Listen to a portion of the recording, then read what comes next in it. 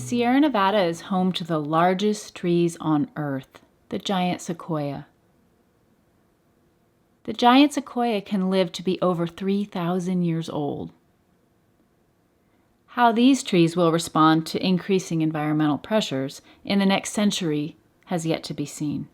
To help us understand how giant sequoias are responding to these changes in climate, we turn to Dr. Nate Stevenson. I've been working here it's going on 40 years now, and I mainly study forests and the health of forests and what's going on and if they're changing, trying to understand why they're changing. Giant sequoias have a specialized habitat. They live in the mixed conifer zone of the Sierra Nevada. Amongst other species, they're mixed in with firs and with pines, but the areas they pick are the wettest areas on the landscape. They tend to get the extra water. And then as soon as it starts getting drier, as you're moving across the landscape, the sequoias can't grow there anymore.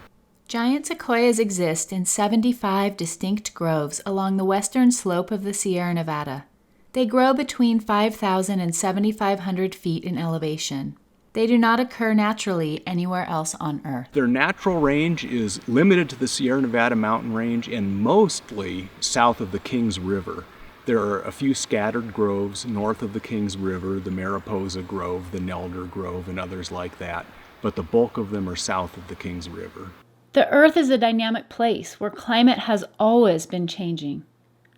But the changes in temperature and precipitation today are happening at an unprecedented rate, making it difficult for populations to adapt. The giant sequoias, they're the largest tree in the world. They fix an enormous amount of carbon from the atmosphere as well as the redwoods, and they hold it for thousands of years, so they're really important as well. During this recent drought in California, if all you had was a rain gauge, you would have thought this drought was severe, but not necessarily more severe than droughts we've experienced in the past. It would have looked like the drought of 1924 in California. The big difference this time around was it was warmer. It was a lot warmer. And there's two sides to drought. There's the supply side, which is how much rain and snow you get. There's also the demand side, which is how much water does the atmosphere pull out of the plants and out of the ground. The warmer it is, the more the demand goes up, and the more water the atmosphere is basically sucking out of the plants. So that extra warmth made this into the worst drought in the historical record. That record starts in the late 1800s. So this is the worst drought we've seen. And it really shows up in other species besides the giant sequoia. The pines died in huge numbers. Firs also died in lesser numbers. Incense cedars died in ways we hadn't seen before. Mostly the giant sequoias did pretty well. The one thing they showed that we had never seen before is some of them dropped a bunch of their leaves. That was in the autumn of 2014. And that's a way, it's in a sense a smart response to a drought. You're reducing your surface area, you're reducing your demand for water. And so you get to conserve more water that way. And the other smart thing about it is they dropped their old leaves. And your old leaves are your less productive leaves. And they kept their young, productive leaves. So they did really well during the drought. A handful of them still died. We found some that died standing during a drought. And to give you a feel for how unusual that was, before this drought, I had worked here 35 years, something like that. And in that entire period, I had seen 2 sequoias die standing. That wasn't related to fire. Fire can kill them sometimes when they're standing, but these had no fire. They just died standing. So that was 35 years, 2 sequoias. During this drought, we probably saw 20 die standing. And we've been looking into what happened to them. One thing they all had in common is they had recently had fires at their bases that had burned so hot at the base that it had girdled the wood.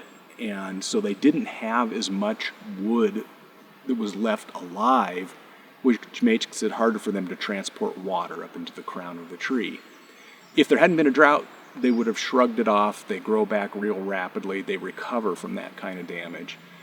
But there was a drought, and it probably weakened them to the point that a native bark beetle got into them. Yeah, so we saw a native bark beetle getting into some of these big sequoias that died standing during the drought, and that is something that had never been recorded before. You can even look back at some of the books and records, and people say no sequoia has ever been killed by an insect.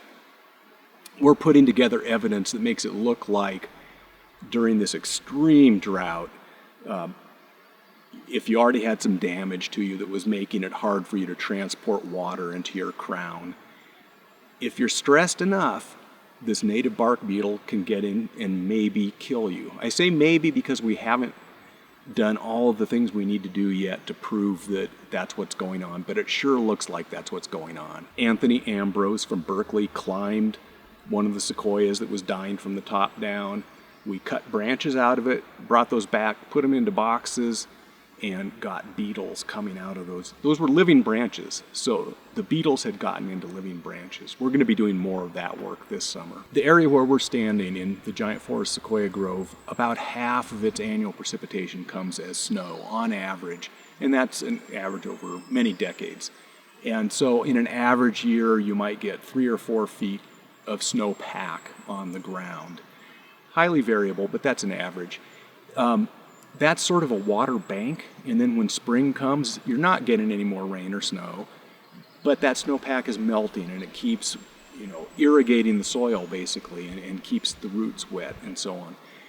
If it continues to get warmer, that snowpack will melt earlier, and that effectively lengthens your summer. It lengthens it and makes it maybe even more severe. And it's a question, but I wouldn't be surprised if a lengthening of the summer makes it harder for sequoias to reproduce. Those little seedlings are pretty vulnerable. They don't have a well-developed root system. So maybe one of the first things we would see is reproduction isn't as successful going into a warmer future. The giant sequoias are really dependent on the snowpack, and that has been documented decline over the last several decades. And, as conditions warm, more precipitation is arriving as rain rather than snow. The snow that is arriving is higher and it's melting faster. So the amount of water that is flowing into these groves from that snowpack that's sustaining them that's declining, and that trend is going to be increasing in the future. Our Leaf to Landscape project started in 2014. That was the first year we noticed drought effects on sequoias, and that's when some of the sequoias dropped some of their leaves as a way of conserving water. And very quickly we pieced together this collaboration between universities and the federal government to try to learn as much as possible from drought effects on giant sequoias, with our ultimate goal being to create maps, vulnerability maps, that can direct managers to certain parts of sequoia groves. The reason that the project started in the first place was because Nate Stevenson was walking out in Giant Forest in 2014, and he noticed that a lot of the mature old trees seem to be losing a lot of their foliage. And this is something that they do every year anyway, but it was an unprecedented amount. And he looked back through the history of, back through the records that some of the naturalists at the park had kept, and didn't find any record of such a large die-off of foliage. So that's how the project really got started. The components of our Leaf to Landscape project, there's sort of 3 levels that go on. At the leaf level are the UC Berkeley researchers who actually climb. They physically climb the giant sequoias. They get up in the crowns and they cut off little sprigs of sequoias and measure how much water stress they're experiencing and measure their chemistry and things like that. You can learn an awful lot from that. The next level up is what we in the USGS have been doing, which is try to map where sequoia foliage dieback has been on the ground. Where are the parts of the groves that had the most sequoia foliage dieback, and did they continue to have more dieback as the drought progressed? The final that sort of puts it all together at the landscape scale is remote sensing. So we have these ground-based measurements that we use to calibrate remote sensing done by the Carnegie Airborne Observatory out of Stanford.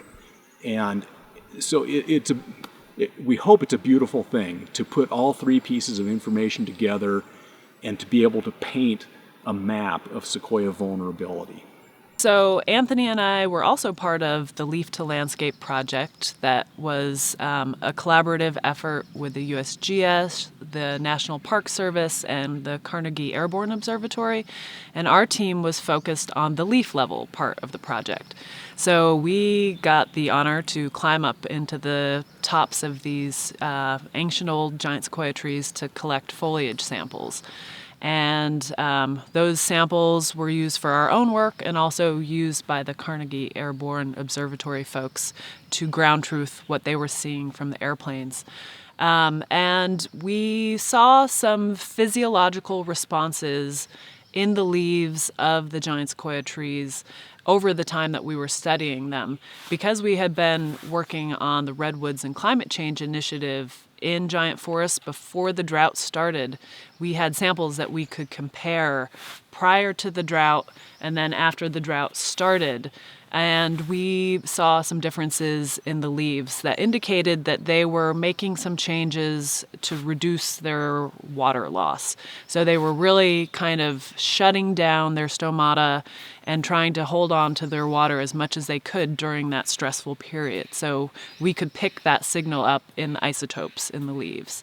Part of the work that we'll be doing this summer is going and collecting cores from these trees so that we can compare this drought to prior droughts.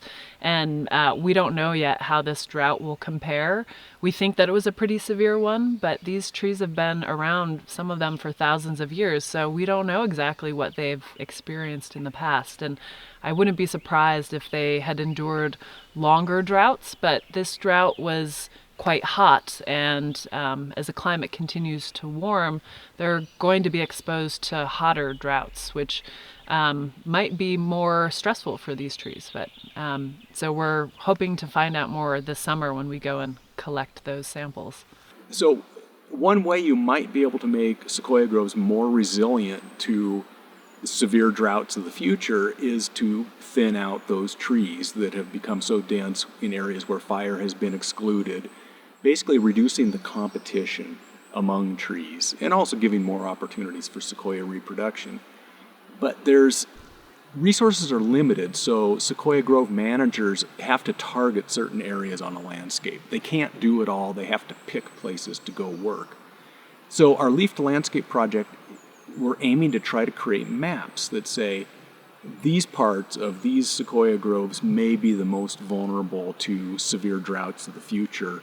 So you may want to put extra energy into treating those parts, putting prescribed fire in, or if you're doing mechanical thinning, doing some mechanical thinning there to reduce competition and try to make that piece of forest more resilient.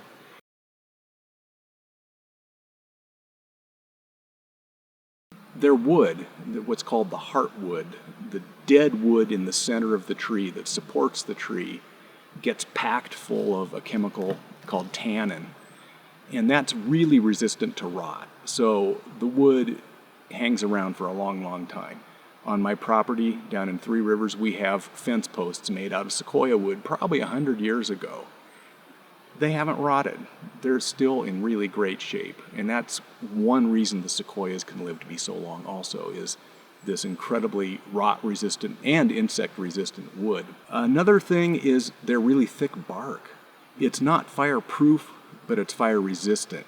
So sequoia reproduction is really tied in to fire. And these forests here had fires burning through them. A given sequoia grove like the giant forest that we're standing in, somewhere in the grove there was probably a fire burning every 5 or 10 years. At the base of an individual sequoia tree, maybe a fire burned every 20, 25 years.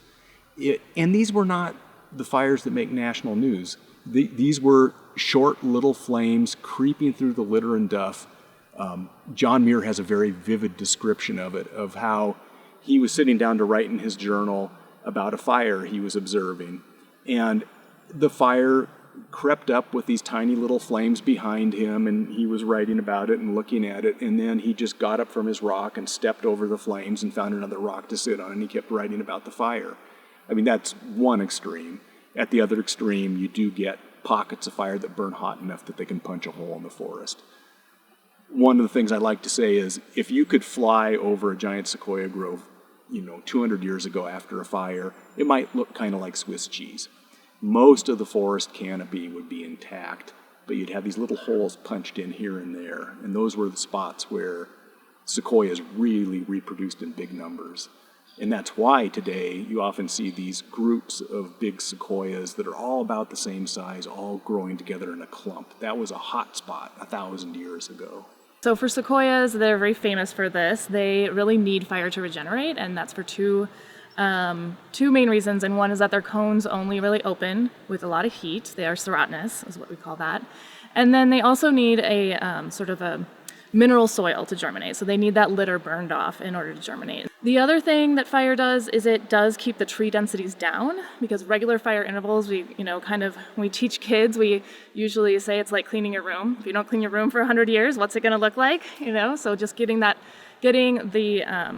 litter and debris off the forest floor, but also taking out some of the smaller trees so that they're not overly dense. And that has a couple impacts on the forest. One, and really big, and what I think about often, is fire risk. So if you have a really densely packed forest, when fire does come, it's going to burn very hot, and it'll burn into the tops of the trees, and it'll cause complete mortality in the entire stand. And that's not what we think of as the natural fire regime. If you have those regular fires and there's less fuel, then you'll have more of a low severity surface fire. So the first European Americans who arrived in this area came from the east coast of the United States, and they had it in their heads that fire was a bad thing. And so anytime a fire started, whether it was a Native American igniting a fire, which Native Americans really understood the role of fire, and it helped them in a whole bunch of different ways. The European Americans got here, thought fire was a bad thing, suppressed every fire they found. Whether it was lightning or a Native American fire, they tried to put them out. And so the sequoias went through this long, long period, more than a century of, basically no fire. And so the litter and duff layer, leaf litter, all built up on the forest floor, and white firs and other shade-tolerant species got really, really crowded. The end result was basically no sequoia reproduction was happening. Every once in a while, maybe, where a sequoia fell over and exposed some bare mineral soil, a seedling might get established, but it wasn't going to be enough to maintain the population.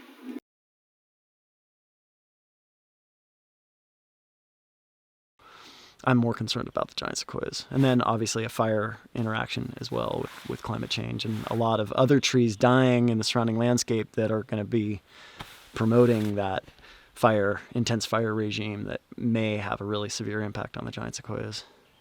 The biggest remaining threats probably are, one of them is fire.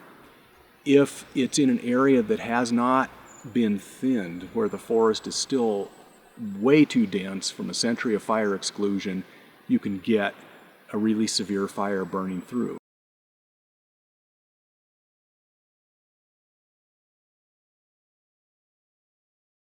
So my name is Brenda Negley, and Elder Grove is near and dear to my heart, and I've been spending years up here, so almost 50 years up here. So my grandparents were the first campground hosts here, so I was fortunate to spend my summers, a portion of my summers, with my grandparents, where my grandpa would teach me the trees. My grandmother was a great cook. We played games. She was a great host. It was just a wonderful introduction to the Grove, and to spend a portion of every summer. It just got into my soul. To me, Elder Grove is home, to be honest. It's my home. So it's 1,540 acres. It's now considered a historical area. We used to have about 400 mature giant sequoias. We had 277 taken down, mainly to make fence posts. One of those, though, was an exhibition tree taken down in 1870. So we are now left, 2 have fallen in the last 2 decades, so we're now left with 99 mature trees left standing. John Muir talks about coming into the basin and how open it was. When I go there now and I walk through the same area he walked through in 1875, completely different. I have sticks with me for balance. I have to step over, under, go around. Back when John Muir was here, you could just walk in that basin and see all the trees. Now, you have to kind of go around a corner and you realize, wow, there's one right there, and they're big. So you have these huge trees. And you still can't see them. It's that dense. So when John Muir was here, it wasn't like that. Mariposa Grove is about 5 miles from here, but you go to one and to here, completely different story. It's like a different state, a different planet type thing. But it's a comparison. It's a comparison of, again, it takes you back to Galen Clark and John Muir and Teddy Roosevelt and protecting. Again, we didn't make that cut back then, but I'm so thrilled that the others did. And you have that good comparison of what could have happened. The future of Nelder Grove gives me much anxiety. You know, I have the peace when I'm here, but when I leave, that fear of, is it going to be there next time the same? About how my grandfather felt the bullbuck standing behind me could someday live to be the largest if we could protect it from man and fire. You know, I want this tree to be here for much longer. I want this grove to be here.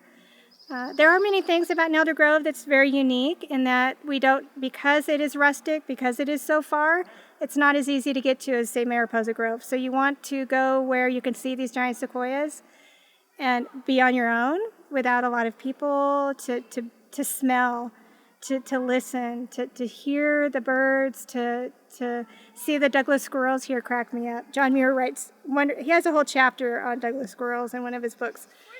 To watch them is it's an amazing thing to do, and to get out of those crowds. It's just kind of funny. I hear some people right now coming out to see the bullbuck tree, but it's not hundreds of people. It's not thousands of people. It's just a couple people.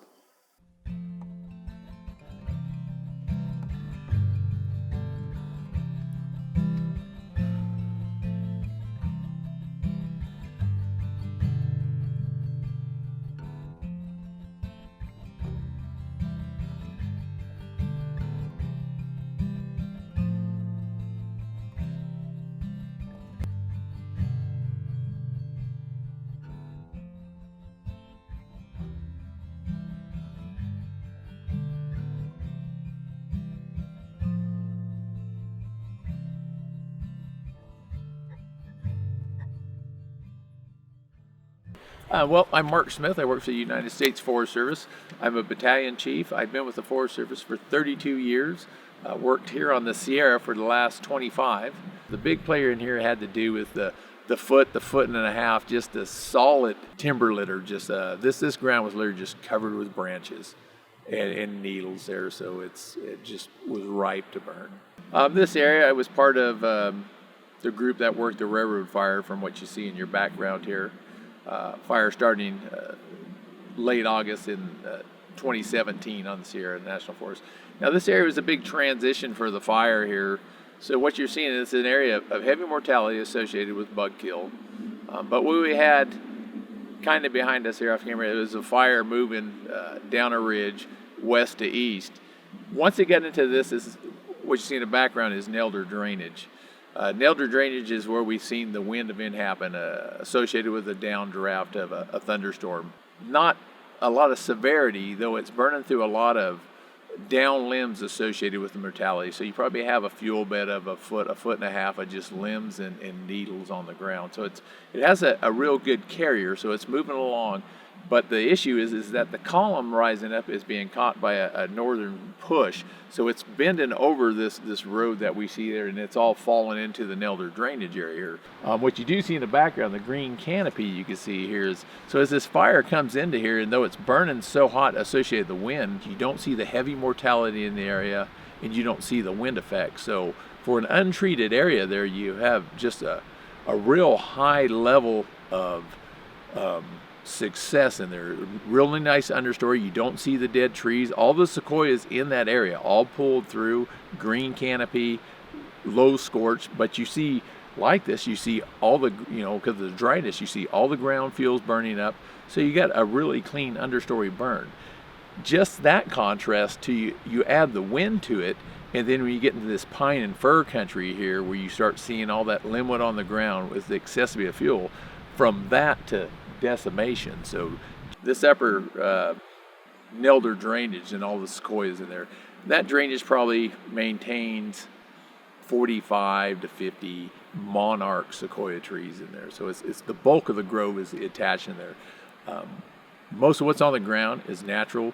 but you have a large population of young sequoias in there. So the ground structure and the fuel type on the ground is definitely different than what you see in the surrounding area, which is basically all fir and pine. Though you have a ground fuel in there, a needle ground fuel from the sequoias, you don't have the decaying tree matter. You still have a full canopy, so you don't have the wind exposure. So you definitely see, by what you can see in the green canopy in the background, a big difference in the fire behavior that happened there associated with what type of fire we experienced in the mortality stands here. This fire moved over a half hour, probably moved a mile to a mile and a quarter, mile and a half down the hill, burning basically everything in elder drainage. Now this piece of ground in the Shadow of the Giants was very significant to the fire run that happened in here. Because the fire on the uphill side where it had been pushing from the west coming east, it had crossed this main ridge here to our west and then the ridge to the north there. So we had two pieces of fire that were converging. The area surrounding Shadow of the Giants here was basically bug kill pine from all the mortality. So really no canopy at all in the surrounding area. Combined with the two fires converging on this area, there was a downdraft associated with a collapsing thunderstorm, so it pushed the fire downhill. So we had a strong wind-driven downhill run that was spotting out in front of itself. So in this area, when we're in here during the fire, you just have literally hundreds and, if not 1,000 little fires just everywhere burning, just a little 1 foot around, merging in it and starting to burn back up into the slope into the main fire. So by the time we had come off the ridge into this area, that you just see, group torching of 50 trees that are just top to bottom burning. So you start seeing a lot of intensity in ground where, not that there was necessarily in this area really super heavy ground fuel, but you just see so much fire pushing in, there's so much preheating in the canopy, and basically what we would have thought you would have had some survivability in here, ended up losing the whole stand.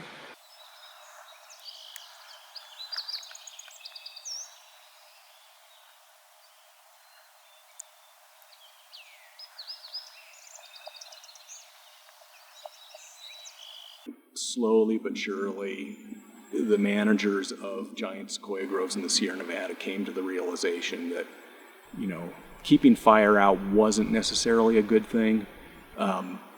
So you have a couple of options depending on what your goals are. In a national park, the goal is to mimic natural processes. So national parks depended on prescribed fire mostly to try to restore conditions closer to what they used to be. And so those fires would burn through sequoia groves. Pretty low intensity fires kill a lot of those dense firs and create those little holes, and sequoia regeneration started again immediately in those burned areas.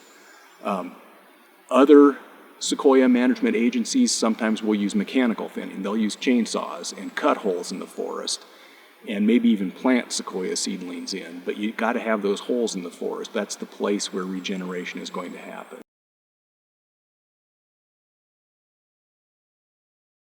We started prescribed burning here in the 1970s. 1971, I believe, was the first burn. And that was a really big deal because we had suppressed fire since around the turn of the century, thinking we were protecting these trees. But of course, through time and study, people realized that these trees really need fire in order to regenerate, and that we also needed fire to thin the forest to reduce fire risk. And so since then, we have burned, I wish I had the number, but it's been countless burns. In all the years that I've been here, I've burned, if there was a time we burned here almost every year, some segment. And so some areas have burned just once, but most have burned at least twice, if not 3, in some places even 4 times in that 50-some years.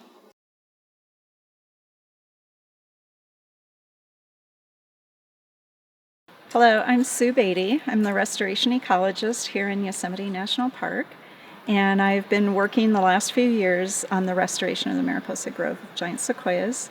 The Mariposa Grove is one of 3 giant sequoia groves in Yosemite National Park. It is the largest sequoia grove in Yosemite.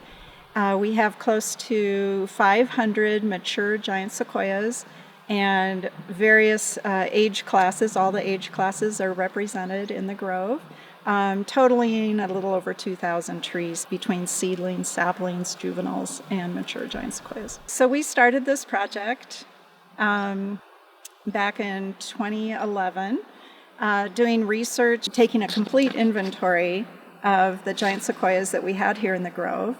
And we looked at the hydrology, special status species that live in the grove. We looked at visitor use patterns, and we wanted to try to get all that information as a backdrop for planning this restoration. And how can we best protect our giant sequoias into the future? People have been coming to the Sequoia Grove since 1864 when it was set aside as public land. We gathered all of this information to help us understand what we can do to protect the trees better. What you see behind me used to be a road that came into the grove, and you can see that it came very close to these giant sequoia trees. So we had asphalt, and we had these open-air trams, which were tour vehicles, driving right over the tops of the roots.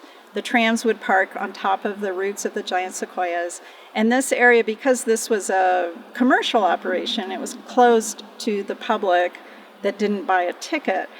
And by removing the tram operation from the grove, we were allowed to remove large sections of asphalt road that went right through wetland areas. And the giant sequoias rely on water, great amounts of water, and that's why they're growing in this area.